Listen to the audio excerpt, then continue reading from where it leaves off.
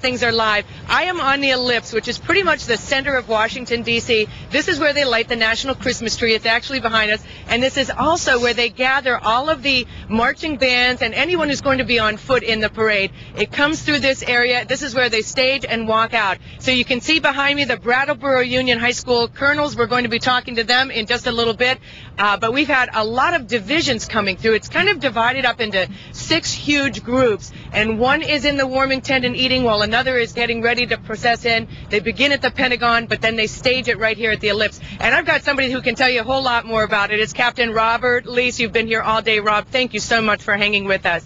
Thank you, Sue. It's nice to be with you. Now, what have you guys been doing, and how long does it take to get something like this organized?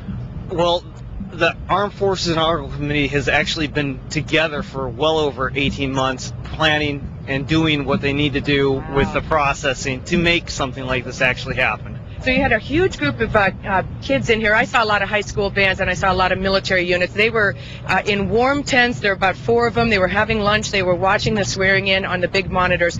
They came in from the Pentagon, and then what happens once they leave the tents? Once they leave the tents, they actually form up on the Ellipse in a circle, and then they'll move out the dogleg down Constitution, over to 7th Street, down Madison, to where they'll be merged with the floats and the horses. And then they go to the starting point, and when the parade starts, that's down Pennsylvania Avenue, right in front of the White House, so the president can see the parade in action. For our viewers who haven't been to Washington recently, we can actually see the White House from our location. It's just up and over the hill, and so exciting because we could see the helicopters. We could hear the huge throng cheering. The mall was just unbelievable, and we could also see President Bush flying out just a little while ago. So each of these tents holds about 1,000 people, I understand.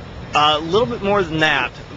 Each division is a little bit bigger than that, so we got them all in, and we kept them all warm and fed. Thank you so much. Now listen, we can't go yet because I promised the Brattleboro Union High School colonels that they were going to be on